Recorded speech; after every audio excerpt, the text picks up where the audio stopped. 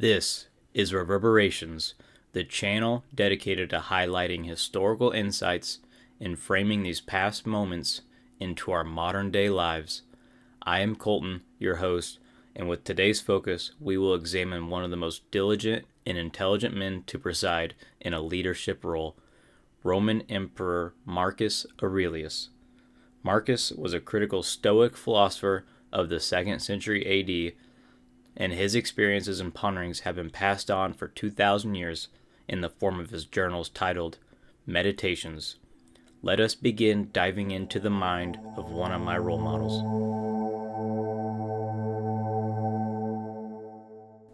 Marcus Aurelius was born in 121 AD and reigned as emperor during a bright age of the Romans from 161 until his death in 180. However, being emperor may have been the least of his achievements and inspirations. He was raised in luxury and high-class aristocratic circles, but his peers always stated that he was second to no man. To his subjects, he revealed himself as a mild and moderate emperor, giving audience to any person. Alone of the emperors, he gave proof of his learning not by mere words or knowledge of philosophical doctrines, but by his blameless character and temperate way of life. Herodian. Regardless of his upbringing and status, Marcus lived a true conscientious lifestyle without preconceived notions of class or societal standards. This can be due in large part to his devotion to the philosophical mantras and methodologies. His teachings that remain today were from his own personal journal entries that were not meant for public consumption. Nonetheless, these journals aided in his journeys during his lifetime and have benefited numerous people in the times since. Aurelius's memoirs resound contemplation and self-criticism in efforts to mold his own character into a more moral manner. Through his rigorous endeavors as emperor, he was in charge of Rome during periods of war with Parthia in the east, Germans on the northern border, and the initial commercial conversations with imperial China from afar. Internally, he had to deal with the tumult of everyday life of his domain, including the Antonine Plague and his personal household. Supposedly, Marcus's wife had extramarital affairs behind his back, and he struggled to maintain his own familial retinue and role of being a father. Even so, these aspects of his life go to show that none of us are perfect and can still have faults. Regardless, we can persevere and make positive, lasting impacts, however. Exercising his insight from the Stoic philosophical branch, he figured out how to live in accord with nature, exhibit the 4 cardinal virtues from early Greek thought, which are wisdom, justice, courage, and temperance, all extremely vital traits to keep one grounded and headstrong.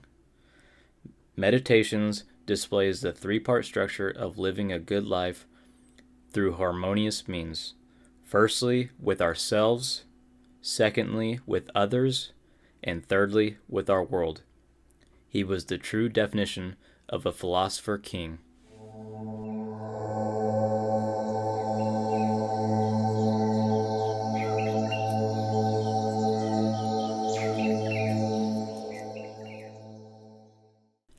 I highly encourage delving further into this life-changing book that transcends time and thought.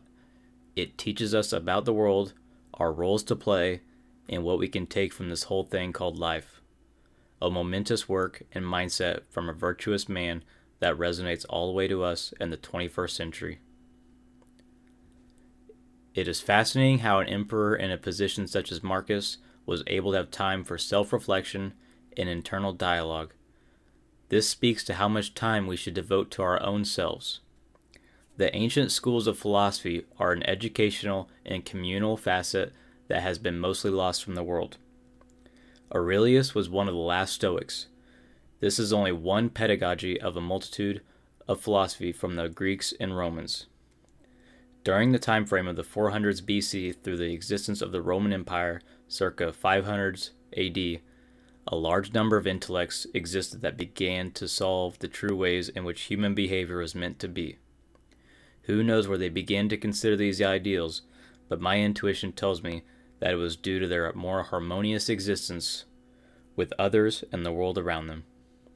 Critical thinking and analyzing oneself seem more apparent in these historical periods where conviction was more prevalent than individuals.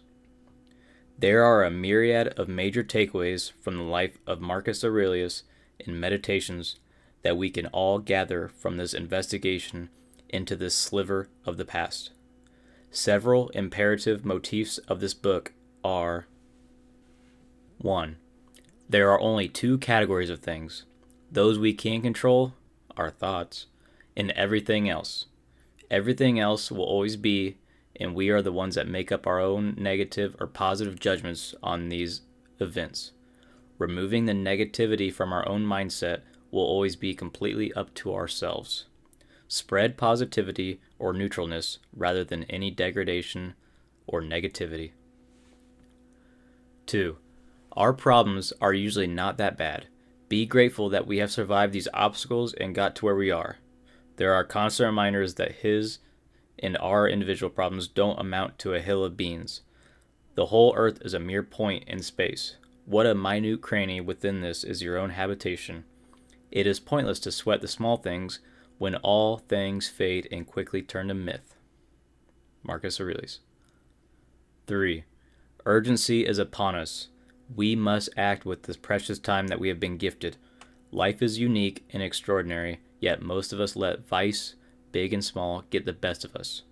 At break of day, when you are reluctant to get up, have this thought ready to mind: I am getting up for a man's work, or was I created to wrap myself in blankets and keep warm?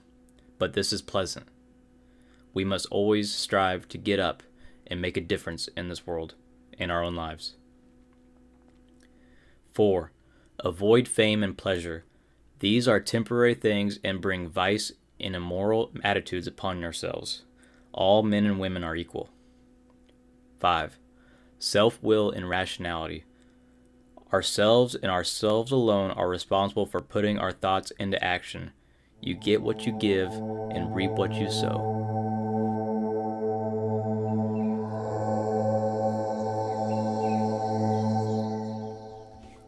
In our modern day, a widespread apathy for change has been rampant in America and elsewhere. Change is key to the successful continuation of the human world and environment. Only through enacting positive change on personal levels can we see results throughout our societies and communities. To me, our overusage of technology and desire to voice our opinions over the internet rather than in person-to-person dialogue seems intrinsically lousy compared to the natural order of how human change should be propagated. Where have the days gone where we spent time looking internally to our conscious and dreamscapes for inspiration to help shape our reality, and not the virtual realities? Maybe we should strive for a more shared human existence with peace and harmony rather than violence and inconsiderations. We have let our own egos become larger than our actual position in life. As Marcus has shown us, we should try to become masters of our own minds and hearts through self-reflective and contemplative measures. Journaling is a great activity for the mind and conscience that helps relay thoughts to paper and can be an extremely valuable form of mental support and self-improvement. Bringing a renewed, widespread gratitude to our 21st century world may see us all become virtuous brothers and sisters in arms. Our past ancestors strived to become guardians of earth and the heavens, and it should be our mission to continue these goals.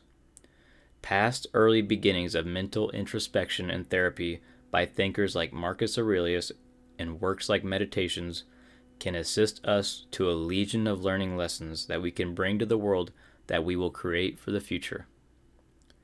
This is Colton, thinking of what it means to be a philosopher king in the 2nd century AD, signing off.